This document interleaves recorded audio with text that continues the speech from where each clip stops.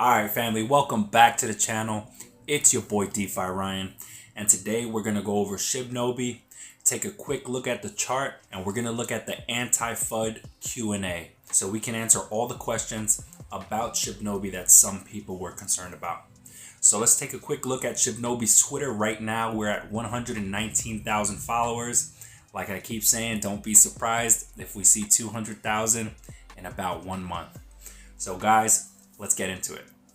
Alright, so I'm going to put the link to this in the description so you guys can pull it up yourselves. If you guys don't want to watch the whole video, you guys can read each question yourself. So here it is, guys. Table of contents. Here's a whole bunch of the questions that are answered in here. And let's start with the first one. What is the deployer wallet and why are people getting these airdrops? So if you guys want to see the wallet address, it's right here displayed. The deployer wallet has been primarily utilized as the contract's central interaction point for liquidity generation with Uniswap as part of our token tax, as well as to send the original liquidity providers of the project, the private sale participants, their vested tokens. Another use for the deployer wallet was to pay out for competitions in Shinja. However, Shinja does not do this and pays all competitions in ETH to eliminate the subsequent sell pressure and confusion with the wallets.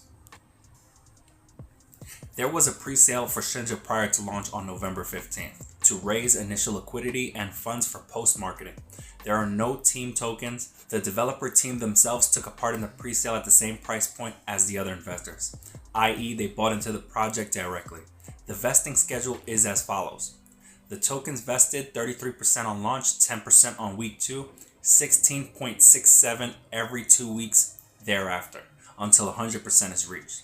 They are bound by strict rules, which are currently a maximum of 2 ETH per day with a maximum of 1 ETH per transaction. Anyone who breaks the above rules are blacklisted and their remaining vested tokens are burned. These conditions can change over time, but they are announced to the community in advance. Separately, Cliff and Luke decided to lock their tokens for a longer period than the rest of the private sale investors. The co-founders will take a portion as payment on a scheduled basis and relock the remainder. I see people who transfer tokens from the deployer wallet selling. Is the developer selling tokens? Again, here is the wallet address. No, when you see the wallets which currently had tokens sent to them on the deployer wallet, these would either be private sale investors or former competition winners. Why are people getting airdrops into new wallets? The reasons this happens are as follows. Private sale investors have requested to secure their future airdrops in hardware wallets. Private sale investors are concerned that their former wallet is compromised, so to protect their funds, they request to change to a new wallet. And while Shinja no longer does this, there were competition winners who were airdrop tokens approximately and before January 1st, 2022. The deployer wallet sent 690 quintillion times 2 to 2 other wallets. What was this? You can see both transactions here. In the original private sale, Cliff and Luke decided to lock their tokens for a longer period than the rest of the private sale investors. The co-founders will take a portion as payment on a scheduled basis and relock the remainder. The 2 transfers that are the second installments of the tokens that Cliff and LC purchased. These 2 transfers are the second installments of the tokens that Cliff and LC purchased. In order to see the trail of events, see below. The original tokens were originally locked in this address. The above wallet, once locked, transferred 2 times 690 quintillion to the deployer wallet. The remaining tokens in that address, being the remainder of the tokens purchased by Cliff and Luke, were locked again. This can be seen in the transaction. In summary, the steps were as follows. Cliff and Luke's original vesting schedule elapsed and the tokens were unlocked. Half of the vested tokens were sent to the deployer wallet, and the deployer wallet split this amount 50-50 and sent this to the 2 wallets in the original transactions. So here's one a lot of people have been asking about, and that's why won't Shinja renounce their contract? This has been discussed and addressed in this article, so you can click that link to get further information. But as a shorter summary, however, a smart contract, once it is deployed regardless of it being renounced or not, is immutable, meaning it cannot be changed in its current form.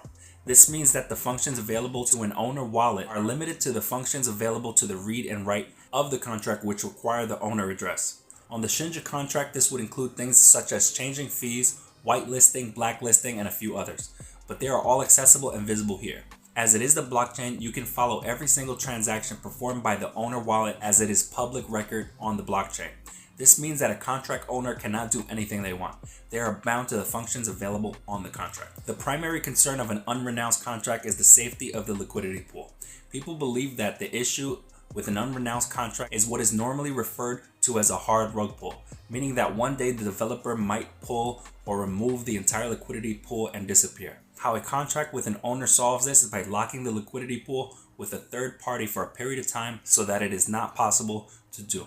And Shinja is doing exactly this. Once again, this has been addressed at length in the article, so you could read it when you get a chance.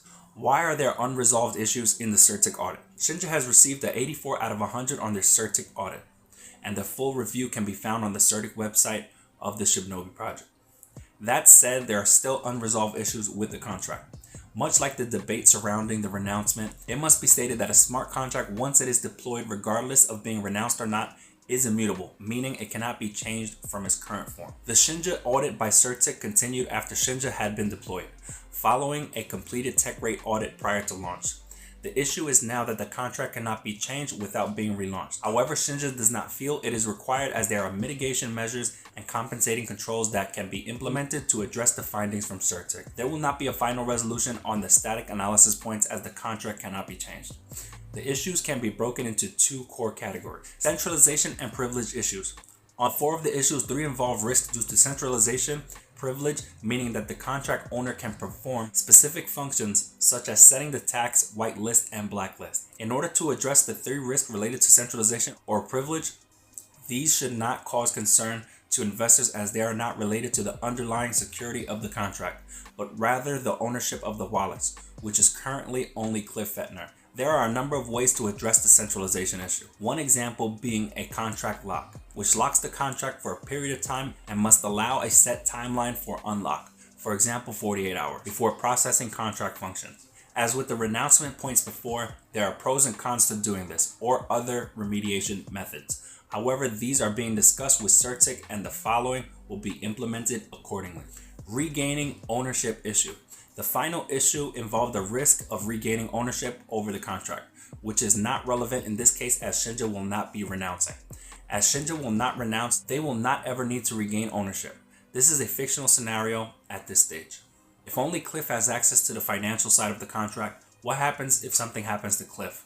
Currently, this risk does exist, yes. The team is investigating utilizing a multi-signature wallet to ensure as the mitigating measure to reduce this risk. Why is the marketing wallet selling tokens?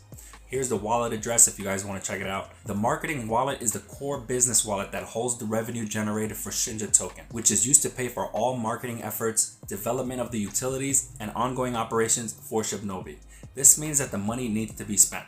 Part of the Shinja contract tax needs to be converted to ETH from Shinja, and then later to whichever currency the vendor or supplier needs to be paid in, which is sold periodically based on a threshold set within the contract automatically. Shibnobi has opted for small sales more frequently rather than large sales less frequently to reduce fluctuation.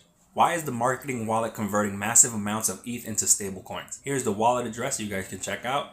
The cryptocurrency market is turbulent, and therefore the team will regularly convert proceeds from the marketing wallet into stable coins to protect from major price fluctuations. The stable coin amounts are kept in the same wallet and can be seen under the token balances of the market wallet.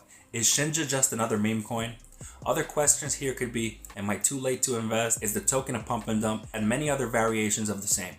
The answer is simply no. Shinja is a long-term project that is looking to legitimately change and improve the cryptocurrency space by bringing more security to wallets and more accountability to token developers, and is even going as far as to develop its own blockchain with the assistance of Certic.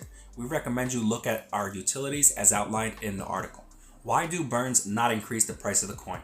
Token burns reduce the total circulating supply of coins, bringing more scarcity. It does not necessarily have an impact immediately on the price. Why are there different prices on every exchange? Each exchange has its own liquidity pool from which it determines the price. The price is then based on trading and normal supply and demand that drives most economical activity. The difference in price is normally stabilized over time, especially as the volume grows, as traders will take advantage of the arbitrage opportunity that this situation allows for. i.e. they will purchase from an exchange A at a cheaper price to sell the asset at a higher price on exchange B. This activity brings the prices closer together as the arbitrage opportunity reduces with each trade. So guys, that was a lot of information to unpack. So take your time reading it over to understand what's actually going on. But you can read this anti-FUD article either through Telegram or get it on the official website. Besides that, we've seen Shinja pull back a little bit short term. I think we're still in that uptrend. So let's take a look at the chart and see what's going on. All right, so the total amount of holders we have now is 59,693, and I expect that to continue climbing into March. So let's take a look at what's going on in the chart. I'm still waiting for this MACD to cross in order to see some upside in the price of Shinja. This was a healthy pullback in the long-term trend of Shinja, so I'm not worried about adding more or selling. I believe Shinja is going to continue this uptrend, and once that daily MACD crosses, we're going to see some upside just like we did in January. So guys, if you like what you see, leave a comment, like, and subscribe, and I'll see you guys on the next one.